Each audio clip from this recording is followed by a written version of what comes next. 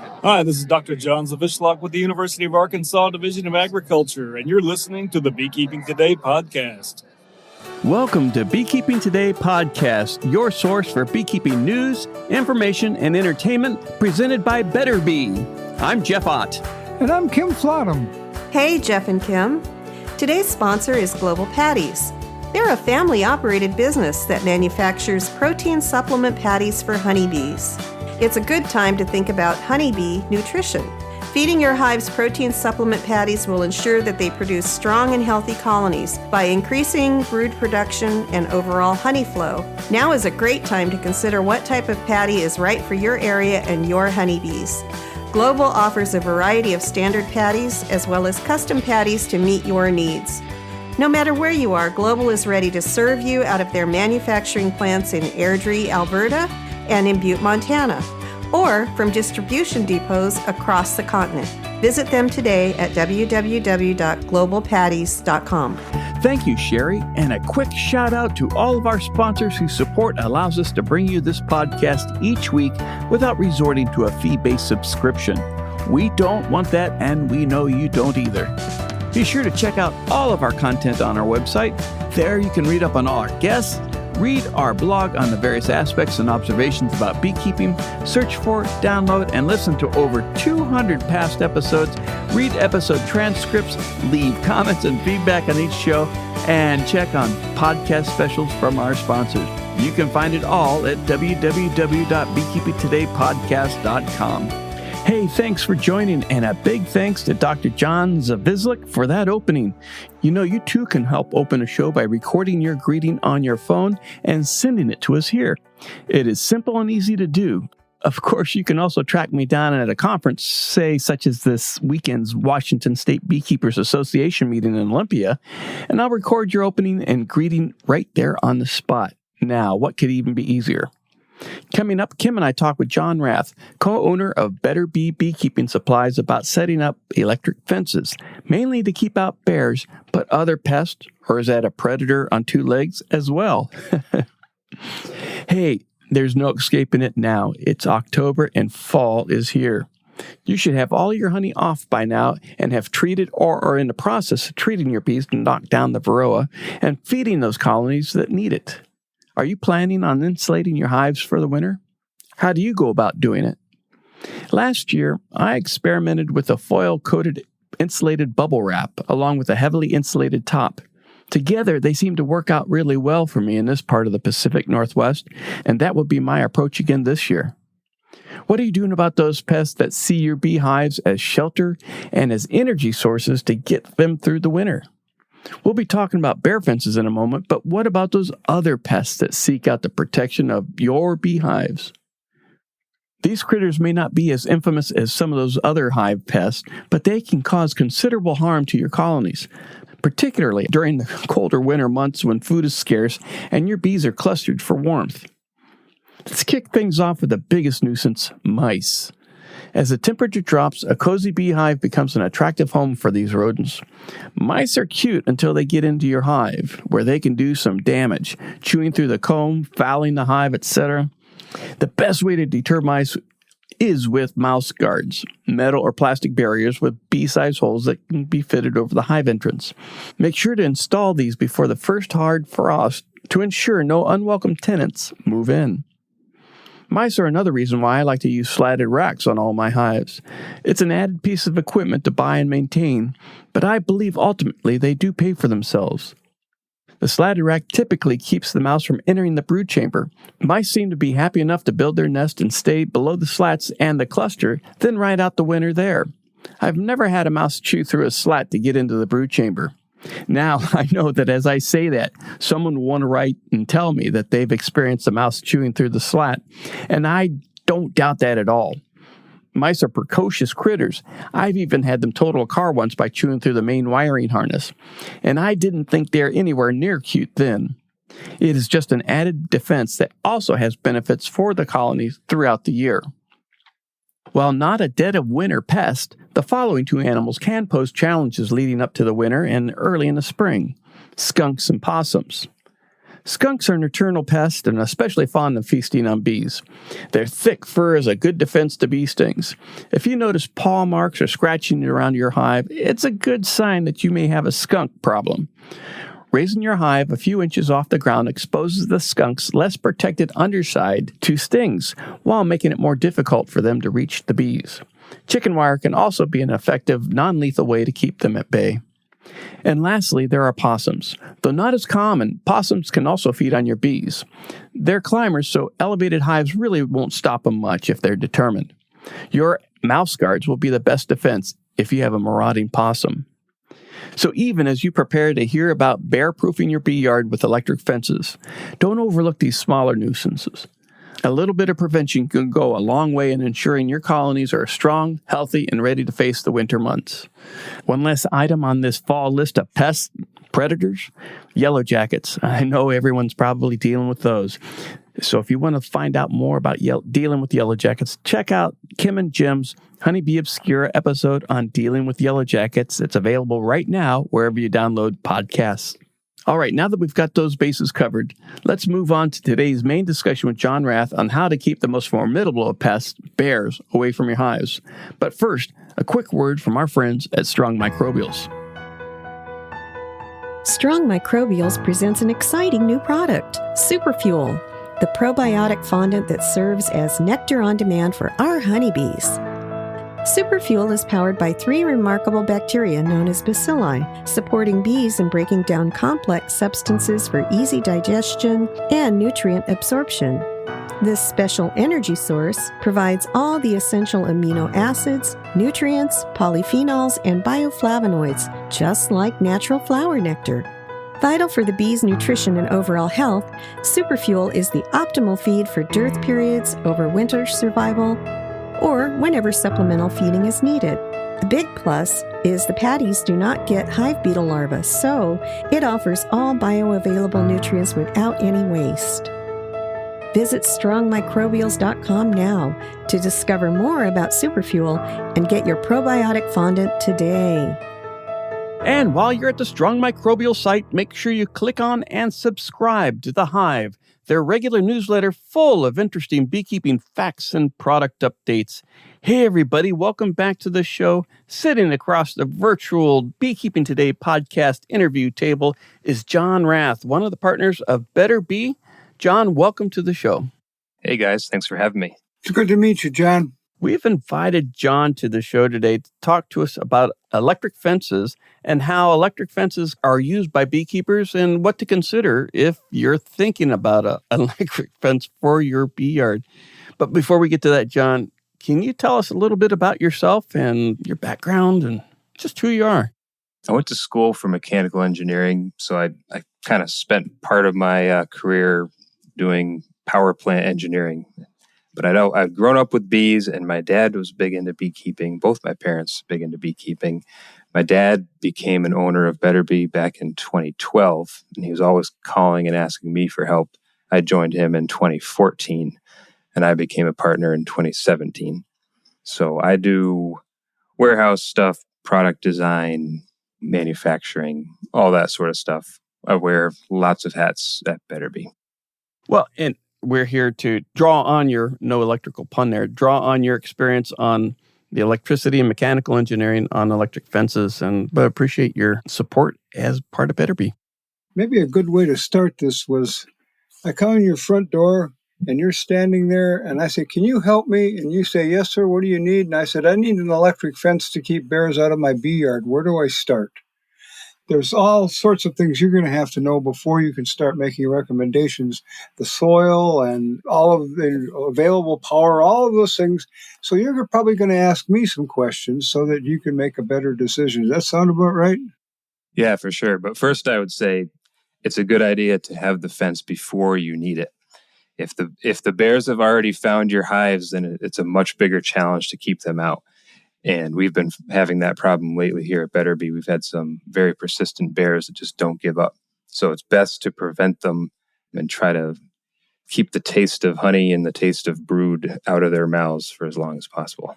Well, quick question then would be, okay, they've wrecked me twice. I wanted to do something, but you're telling me I should have had them up before, so now I'm going to have to move them? Is that right? That is one way to move them. They can also be deterred sometimes by a better electric fence. If you have one and they're getting through it, you can improve it and keep them away. And 2 months ago, I would have said, oh yeah, good enough electric fence, you'll keep them out. But we've had one that keeps coming back, even with a high joule, 5-wire fence, 4 feet tall. The bear just doesn't care. But not to scare you, they can be fended off most of the time. When someone says electrical fence, my first thought is the Constantine fencing that we saw in Jurassic Park. They keep something out. What is an electric fence and how does it work?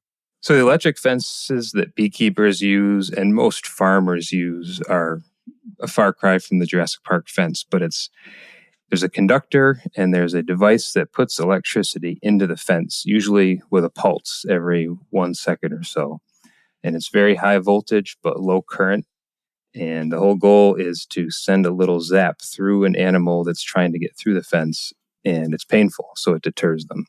It even makes you flinch involuntarily when you touch it. So most animals don't like it, and they will avoid getting shocked at all costs.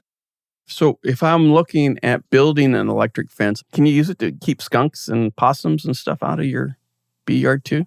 If small critters are a consideration, then you might want to consider an electric fence net, which has lots of wires horizontally and vertically, versus if you're just trying to keep bears out, you can use just horizontal wires, more like a cattle fence or a horse fence. What are the key components of an electric fence? Key components, I guess, number one is the fence itself. So you have some sort of post to keep the fence up, and then you have either steel wire or aluminum wire, or there are a bunch of different plastic products that have wires woven throughout them, and they're pretty easy to use and they're very visible, so those are very popular. So you need to run their wires or the net between the poles, and you have to insulate between the poles and the wire, so you'll have insulators. So those are usually plastic or ceramic. So your fence is just like any fence. It needs to be strong enough to hold itself up. But then what makes it different with an electric fence is you're connecting what's called an energizer or a shocker or I call it a fencer sometimes. I don't know where that came from, or a fence charger. And what that does, that makes the high voltage pulse that goes into the fence. So you've got your charger. Another very important component is the ground rod. So the charger puts out positive voltage at one terminal, but it needs to have a negative terminal to complete the circuit. So you'll have a ground rod, which is just a steel rod or copper rod pounded into the ground, and then you connect the ground terminal to the ground rod, and then the positive terminal connects to the fence. When an animal touches the fence, the current passes. Let's start at the fencer. The charger goes through the charger, through the wire, through the animal, down through the animal's feet into the ground, back to the ground rod, and back to the energizer. So that's the complete circuit that the fence forms.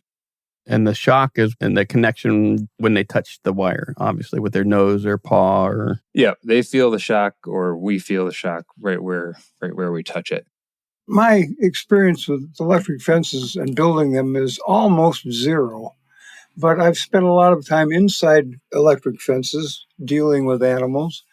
When I hear electric fence, I think of a half of a tree, a post in the ground, so that you couldn't drive a truck through it.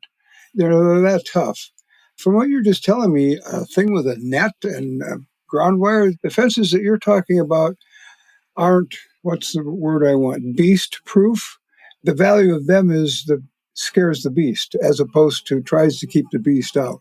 Exactly. Yeah, it's most electric fences are not strong enough to hold back any animal. They're using the electricity to deter the animal. Just a single wire can keep a 2,000-pound bull out if it's at a high enough voltage. So where does this voltage come from around my bees, an electric fence out in the middle of nowhere? Okay, you bring up a good point. So your fence energizer needs to be powered by something. You can either plug it into the wall or an extension cord, or it can be running off a battery, or even better, running off a battery that's also being charged by a solar panel. So that's very common for us beekeepers. We have bee yards all out and about, and they're not usually near a house or near a barn. So we make use of a lot of solar energizers. You can get a 12-volt energizer that's just powered by a battery, and then they also make solar energizers that have a built-in solar panel, built-in battery, all contained in one unit, and those are very popular. A battery sending voltage out every whatever per second, and it doesn't have a solar power. How long will just a battery last, do you think? It depends on the battery. There are even units that run off of D-cell batteries that'll run for maybe a week or so on D-cells. But you might be able to get several weeks out of a large battery. And I don't suppose there's some gizmo gadget on the market that is monitoring this, recognizes that the power is off, and sends me an email that says your power is off? You just gave me a new product idea. Not that I know of, but I'm going to look into it. That would be... So most of the bear problems we've had at Betterbee have happened because there's a problem with the fence. Oftentimes the solar panel became disconnected, or the battery is just too old and tired, and the fence is dead, and then some bear comes along and checks it. And I think the bears are smart enough. I think if they hear the fence unit clicking, they usually click with each zap. I think if they hear that, sometimes they won't even try it. But if they don't hear that, they're thinking, okay, it's lunchtime. So do you choose different fencing materials and posts depending on the critter you're trying to keep away from the bees? So you wouldn't use a fiberglass rod post for a bear, would you? Or do you? You can, yeah. As long as the fence holds itself up and it's not going to blow down or get pulled down by snow, you can use fiberglass posts for bears. What I like to do is set up a fence, either a net or just a wire or a polyline fence with plastic posts or fiberglass posts, but then add a few steel posts occasionally to reinforce it. So what that might look like, my bee yard here at home is a rectangle, and I have 6 or 8 plastic posts that are fairly lightweight, inexpensive. But the problem with them is they bend over time. So the fence puts tension on them. They just lean inwards. So each corner, I have a steel post right next to it that holds the post outward, so it can't bend. And that makes for a lot more reliable fence. Could I put just a log in there, a 6-foot post in there, pound it into the ground 3 feet or 2 or 3 feet, so you couldn't drive a truck over it, to use to support the fence, not part of the system? I put one of those in each corner? Yeah, absolutely. And that's a great option, especially for a really permanent setup. If you don't plan to expand or move, that's what you would do. I'm guessing that I could sit down maybe and figure out the cost per square foot of this fence. And that would tell me, I know how much I got to spend. That would tell me how big it's going to have to be. But now next year, I want to be able to drive my pickup in there. Is it difficult to expand these? And driving my pickup into that fenced area, it's got to be some kind of gate. Yeah, so a gate is a really good idea. You can do a very simple gate. You can buy an insulated handle, and you just have one section of fence that you disconnect at one end, and then you set it on the ground, and you can walk or drive in. So yeah, a gate's a good idea, especially, for pulling honey. You want to be able to get your vehicle as close as you can and not rip the fence down like I did with my truck last year. Oops moment. Yeah. So the fences themselves, if you're using a net, they can be a little pricier than using just wire. And depending on what you're looking to do, if you're trying to keep all sorts of critters out, the nets are great.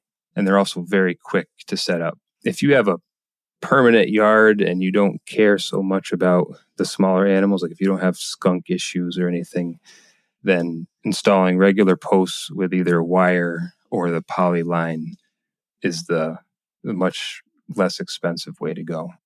What about cattle? A problem. I'm from Wisconsin, dairy state. We have lots of cows, and cows like to scratch on beehives. and they're standing next to this fence, and they're going, there, I could scratch my whole left side if I could get through this. I'm going to try it. And the shock gets them, but they're so big and so slow that they keep going and can get through there. Does that happen? I haven't seen that happen, and I think the cows usually respect the fence, but I'm sure it could happen. I've seen a lot of dumb cows in my life, let me tell you. No offense to any cow listeners. Yes. That's Kim's opinion. And is there a different shock value, for lack of a better term, between a braided product or plastic product, a wire conductor versus steel conductor?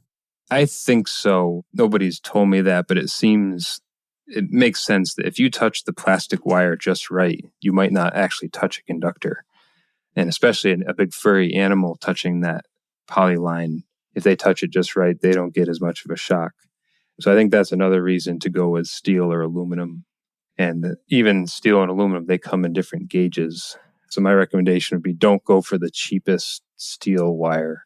It is very flexible, easy to work with, but it'll rust out pretty quickly and it can't handle as much abuse. Well, John, going back to where I started on this, I walked into your store and I know I had to buy something to put up a bear fence around my bees. I asked you if you can help me, and you're going to start with some questions. What are some questions that you would have that I haven't already given you information for? The first thing, where is your bee yard and what do you have for power sources nearby? So if you have a power source, I would always recommend using it to power your energizer, because like I said, the biggest problems we have with bears are caused by failures of our battery, failures of our solar panels. So if you got power, use it. And there's a bunch of ways you can do that. You could run power outside to an energizer, have your energizer outside. You could keep the energizer inside and then run the power or the fence lines out to the fence. But yeah, anyway, so that'd be my first question is, what do you got for power? If you don't have power, do you have sun? Do you have good southern exposure so you can power a solar energizer? And then I would be asking you how big the area is and what you're trying to keep out. Is it just bears or is it everything? And then we talk about nets versus just wire.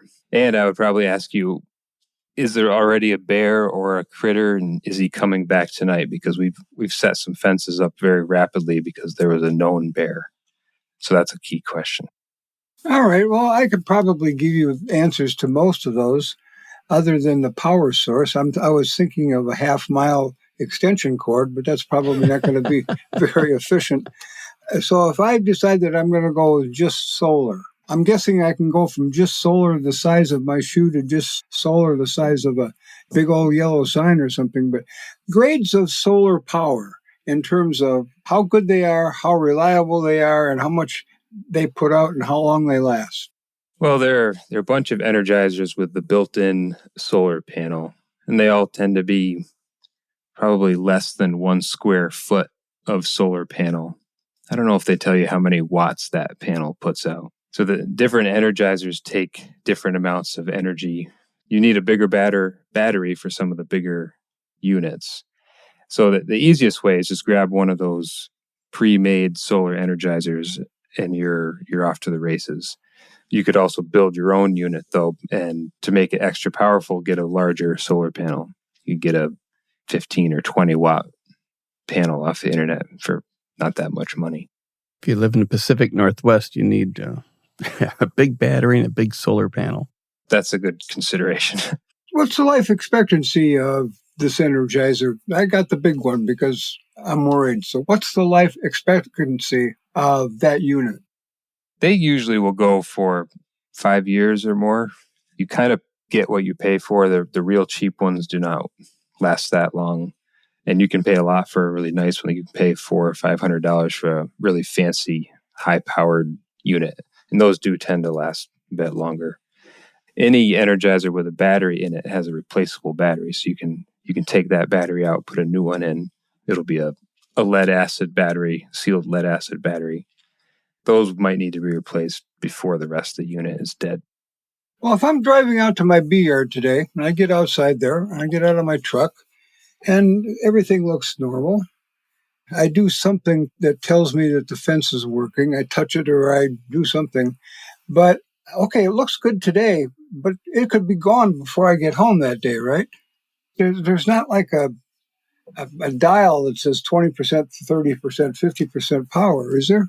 Some of them will tell you if the battery is good or not. They'll tell you if your battery is getting tired or if it's fully charged. If it doesn't tell you that, you can always check the voltage with a voltmeter. If you want, we can talk about fence testing a little bit. Fence testing, besides sending your partner out to grab a hold of it, would probably, it's frowned upon. Yeah, that's frowned upon, especially with a powerful unit. If a smaller unit, you can get away with it, but it's a lot of fun. Oh yeah, probably my dad taught me you test it with the back of your hand, because when your hand touches the wire, it tends to clench up, and you don't want to grab the wire when you get shocked. So test it with the back of your hand. But even better, if you want, you can take a blade of grass and hold it and touch the fence, and then you'll get a reduced shock through the grass, depending on how wet it is. But the right way to test a fence is with a fence tester, and that's just essentially a really high voltage voltmeter that measures the voltage of the pulse as it comes out. And there are digital ones, there are analog ones, but they tell you what the voltage is at each pulse. And to do that, most of them, they have a electrode that plugs into the ground, and then you touch the other electrode to the fence itself. And it'll tell you, is the fence putting out 2,000 volts, 6,000 volts, 10,000 volts, whatever the case may be. We're talking about snapper type electric fences. Do they still make the constant charge or constant current chargers, electric fences? Not that I know of. I've never come across one. I've heard they use them at prisons, but I have not seen them for animals. Yeah, I knew of them around cattle, maybe because this particular farm, the cattle disrespected the snapper, but I didn't know if they were effective for, well, since we're kind of leading up to bears, whether those are still on the market. I haven't seen one. I actually went looking for one, but maybe they've gone out of style, or maybe somebody decided they're not safe. I'm not sure. Yeah, the solar configuration for a constant current would probably be higher requirements for a constant current charger. Seems like it might be. So testing of the fence back of the hand is a good thing. Sending your buddy out to test it is always the preferred option. A blade of grass or the tester itself is good to have.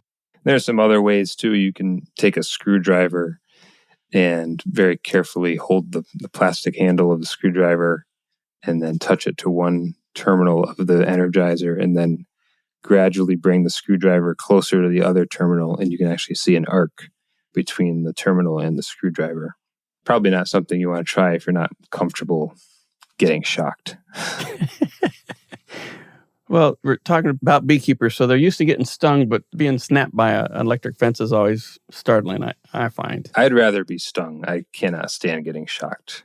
Quick question, John, going back to the voltmeter that you were talking about and the equipment that you're using in that fence. You said 5,000, 10,000, whatever watts are going through there, and you put your voltmeter on there and test that. And if it's supposed to be 10,000 and it only shows 4, does that happen? Does it deteriorate over time, or does it go 10,000, 10,000, 0? It usually deteriorates, and there are a few different things that could be going on. One is if there's a bunch of vegetation touching your fence, that could be grounding it out and conducting the energy away from the other parts of the fence. So that'll be something that will cause the voltage to drop. But the energizers themselves can wear out, and I don't know exactly which component it is that's failing. It might be the transformer, the capacitors that are getting tired, and that can result in a lower voltage. There can also be a low power supply voltage. So if your battery is tired, the output of the fence will be lower as well. So checking a fence for vegetation, that's probably the most labor-intensive part of all this electric fence talk, is keeping the vegetation off so that it doesn't spoil your voltage and kind of decrease its... Keep your weed whacker in the cab. Yeah. Yeah. I should mention that that's one big difference between the netting and the wires, is With wires, you can just take the weed whacker and go to town cutting grass underneath the wire. But with the netting, you need to either basically take the net down and weed whack, or very carefully trim along the fence, because you'll cut into it pretty easily. We're talking about testing, and I just need to tell this story. I think of this all the time. When I was a paramedic, we had an ER nurse tell us about an old timer that she had in the ER. And he lived out on a farm.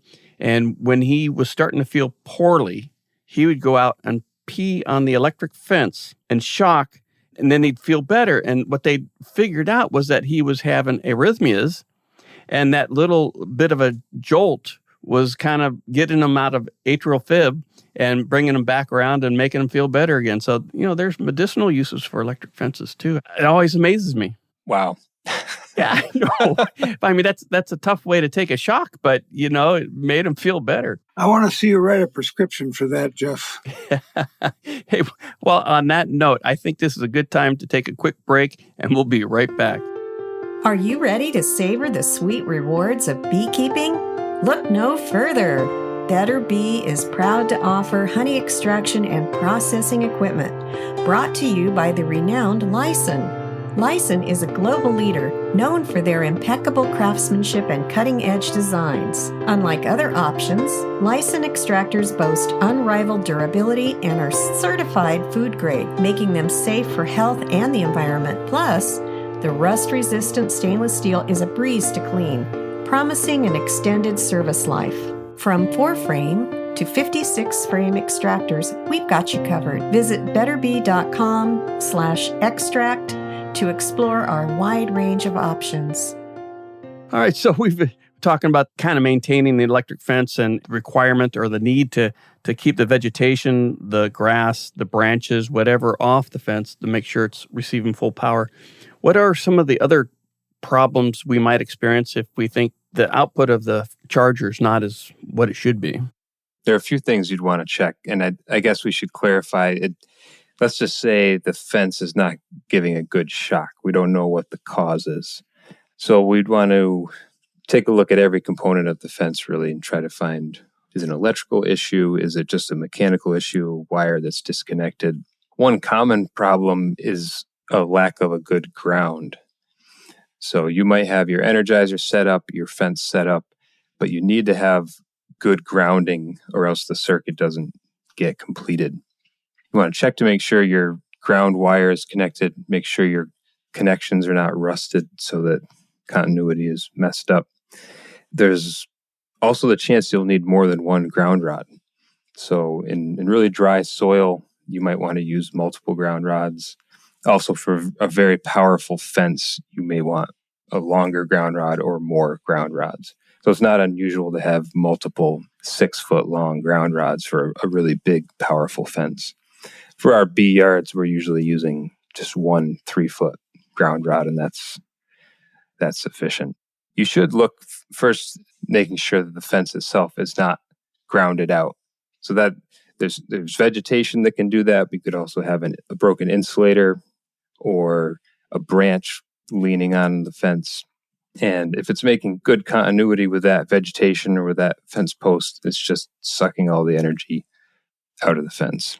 So if you're not grounding out on vegetation, your ground rod is good, and you're still not getting a good shock at the fence. If it's a battery-powered unit, I would check your battery voltage. So to do that, you need a DC voltmeter. So you're looking for, if it's a 12-volt battery, you want to see 12 volts or 13 volts. If you're seeing 11 volts or 10 volts, that's telling you that your solar panel is not keeping up, or maybe the battery is just old and weak and needs to be replaced. So say you have good voltage and you're still not getting a shock. Are you getting some sort of indication from the energizer that the thing is actually shocking? So usually there's an audible click, and sometimes there's a blinking light. And I know on most of the units I've used, the sound of the click is a fairly good indicator. If you hear a real good snap, usually it will be putting out a good spark. Not always. I've had one recently that had a very healthy click to it, and it did absolutely nothing. So I haven't fixed that one yet. So those are the main things to check. I've had electric fences where I have the current. I can get shocked, or I can see the snap in one section of the fence, go to another section of the fence, and it's not there. So at that point, there's a break somewhere in the line. Often for me, I found that's either where it's been buried and someone's inadvertently dug it up, like a farmer or something has hit the conductor, or like you said, it's come off a insulator and it's grounding out somewhere. But it can be hot in one section of the fence and not on the other. I've had that problem with the polyline fences before. And that's the polyline. It looks like string, but it just has little wires woven throughout it. And I think what they tell you to do is when you're connecting it, you don't just tie a knot because there's not good enough contact between the wires. So you either need to tie several knots, or what I like to do is take out the wires, kind of separate the wires out from the plastic of the string and twist them together very well. If they're arcing, I've seen this too. If you tie two polylines together, there'll be small arcs happening, and they'll erode through the metal. And after a year or something, it's totally disconnected, and then half your fence is dead. This is actually getting more complicated than I thought it would get, because like I said, I grew up in Wisconsin with electric fences, 3 wires on wooden posts. That's all we had to worry about. This is getting all of the things that can go wrong. The minor things, the little things that can just erode as opposed to stop. And I would guess that would lend me to tell anybody who's going to use these that pay attention always, every time you go out there. Yeah. And Kim, we should go back to your bear problem, or your yard we're setting up here. We got to talk about training the bear. That's the best part. Training the bear. Oh, this sounds like a circus. Oh, sorry. It sounds like fun. And yeah, I don't know how much this actually helps, but it is fun, and it seems like it's a good idea. When you put the electric fence up, ideally, the bear will get a nice, good shock the first time, and then he never comes back, or she. But if the bear is touching the fence with its fur, it might not get the best shock the first time. You'd rather the bear get a nice shock in its wet nose. So that's a good reason to train the bear. And to do that, there are a bunch of things you could do. But one idea is take a tuna fish can and tie it to the fence, tie a few of them to the fence. And the bear will be intrigued by that tuna smell and will come up and sniff it and get a great shock right to the nose. It seems unfair, but we also have done that with strips of bacon. You just take a paper clip, attach bacon to the fence in a few places. The bear will get a nice shock when he tries to eat the bacon. I'm not joking, but is it fried or the raw bacon? It sounds like a silly question, but I don't know. I think you could do either. I don't think the bears are that picky. 1 second here. While we're training the bear, how tall is a fence for a bear? I think about 4 feet is good enough. 3.5 to 4 feet. For a black bear, eastern black bear. For a black bear. Apparently brown bears like beehives as well. We're more concerned with black bears in our neck of the woods. And I think the whole country has the same problem with black bears, but brown bears are a problem as well. So you're saying it's better to train the bear before they get used to the honey and the grubs. And one of the ways is to basically lure them in to get shocked in a controlled way with a bacon or a can, a tuna or something that attracts the bear. What do you do if the bear is already zoning in on your hives besides moving your yard? So if the bear is already a problem, and this is the problem that we were having with my father's queen mating yard, this bear kept coming back night after night. And he has a very, very powerful fence set up, 4 wires and no holes in the fence, no electrical issues. And we eventually got the bear on video just walking through the fence. He just ignored it. But if you know you have a bear problem, things you can do to make the fence better would be adding more wires or making the fence taller, just make it a little bit more difficult for the bear to get through. Getting a bigger energizer. So we didn't really talk that much about that yet. Energizers are rated in joules, which is the measurement of the energy they put out. And you can't very easily compare between different manufacturers. They don't all measure them the same.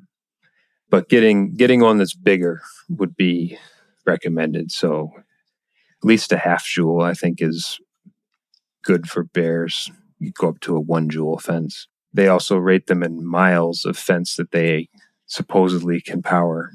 But I'm very skeptical. They might tell you that a unit can do 30 miles of fence, and that makes me confident. Okay, my 200 yards it should be able to do. They're very optimistic. And that would be, even if it said 30 miles, you have to consider, I'm running 4 strands or 3 strands, so each one of those counts as a mile or whatever. So you'd have to divide by the number of strands. But really, what matters more than length is how much it's touching grass. So if you have a huge fence and you're not going to mow it every week, it's always going to have something touching it. And that really decreases the power. A strong fence will actually burn through the grass. It'll clear itself off. Not usually the smaller units that we're using for our bee yards, though. If you got a tough bear, then more strands, more powerful unit, or last resort, move the bee yard. Yeah. And another thing, if you can't move the bees, make sure the beehives are strapped. So oftentimes the bear will knock over the hive, but not actually get into it that far, because if you strap the hive well enough, it stays together. This problem bear, he was actually ripping off one side of the hive body and taking frames out from the side, or taking chunks of frames out from the side. But other times we've had bears knock over strapped hives, and I don't know if the bees start stinging them at that point, but they'll give up and walk away. I'm just thinking about styrofoam hives. That probably, if you have bears, probably a wooden hive is still the way to go. Yeah, sometimes the polystyrene can crack when the bear knocks it over. We had a hive that wasn't inside a fence, and a bear got into it, and then we still didn't have a chance to move it or put a fence around it the next day. But I was like, you know what? I'm at least going to get a video of this. So I strapped the hive, set up a video camera, and then somebody else was checking on that hive the same day at about, maybe it was 8:30 at night. This was in like June. And they checked the hive, walked away. At 8:45, the bear came out of the woods and knocked the hive over. Do you still have that video? I have that video. Yeah, that bear was just sitting in the woods waiting for the inspection to be done and all clear to go check it out. You don't have that up on YouTube, do you? No, but I could. Well, if you do, we'll put the link to it in the show notes. Yeah, that'd be cool. John, you were saying about training bears. Put something on the fence, peanut butter or bacon or whatever. Bear comes up, goes to lick it off and gets, appropriately rewarded and leaves and never comes back. I don't know enough about bear biology, but will there be another bear in a week and another bear after that in a week and another bear after that in a week that haven't been trained? I don't know. I don't think the bears overlap quite that much in their territory. I think they have sort of their own separate areas, but I'm not really sure. I heard somewhere about a bear recently that they had to remove from a city. The bear was just going house to house, repeatedly getting into everyone's garbage, and they just had to tranquilize it and move it. I used to have horses, and one of the things that I was told about fences and horses, if they get up to their shoulders under a fence and they get snapped on top of their shoulders or behind it, they're going to go forward. If they get snapped on their nose or in their head, they're going to go backwards. And I imagine that would be much the same with the bears, so that's the rationale with more fencing, is that they get snapped before they get their big, broad shoulders through the fence and power through it. I think so. I think that's why you want them to get a shock to the face to try to keep them out. And that's another reason, too, that some people will electrify barbed wire. And it might work okay, but you also have a chance of some animal getting stuck in it, and they're getting shocked, and they're stuck in the barbs, and that's a little inhumane. Well, John, is there anything we haven't asked you about that you want to mention? That's about all I can think of. I could talk about fences for a long time, but nothing else is coming to mind right now. Well, if anybody had any specific questions, they can either write to you here at Beekeeping Today podcast, or I suppose they could probably find you at Betterbee. Yeah, reach out to us at Betterbee. We're happy to answer questions and We have a fence kit too. We tried to make it a little easier that just has a net and a few fence energizer options and ground rods. So it takes a little bit of the confusion out of it if you've never worked with the fence before. Well, John, thanks for joining us today, talking to us about electric fences, and I look forward to having you back. Thank you. All right. Thanks for having me, guys. Yeah, it was good talking, John. Take care. And thanks for all the information about bear that I did not want to know. Well, I fortunately don't have to worry about bears in this part of the country where I live, or at least in this part of the county where I live. But I know that they're a serious problem for a lot of beekeepers. Interesting thing that's going on in my part of Ohio, at least this is what I've been told, is that when they catch a bear in Pennsylvania, they box him up, take him to the border, and let him go into Ohio. Come on. Is that true? Well, I heard it somewhere at a bee meeting. What can I tell you? Well, then it must be true. There it is. But this was good. Background on the bear biology and a background on the electronics of the bear fence, the variations that exist. I learned a lot today because what I know about electric fences are keeping cows out. It's pretty much the same. The difference is that the cow, you had a barn nearby. You could plug the charger, the energizer in, and the bee yard. You're now dealing with batteries and solar units. You know, if you need them, they're there available for you, and it'll save you some money and save you headaches and save your bees. There you go. Good. And that about wraps it up for this episode. Before we go, I want to encourage our listeners to rate us 5 stars on Apple Podcasts or wherever you download and stream the show. Even better, write a review and let other beekeepers looking for a new podcast know what you like. You can get there directly from our website by clicking on the reviews along the top of any web page. We want to thank our regular episode sponsors, Global Patties, Strong Microbials, and especially Betterbee for their longtime support of this podcast. Thanks to Northern Bee Books for their generous support. Finally, and most importantly, we want to thank you, the Beekeeping Today podcast listener, for joining us on this show. Feel free to leave us questions or comments at Leave a Comment section under each episode on the website. We'd love to hear from you. Thanks a lot, everybody.